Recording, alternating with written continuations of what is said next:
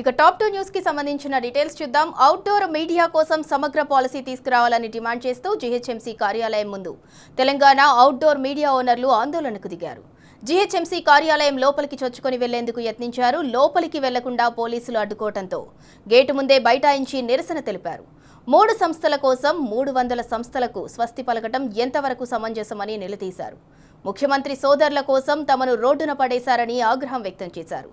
నవనిర్మాణ సంస్థకు కాంట్రాక్టులు అప్పగించి తమకు అన్యాయం చేస్తున్నారని మండిపడ్డారు.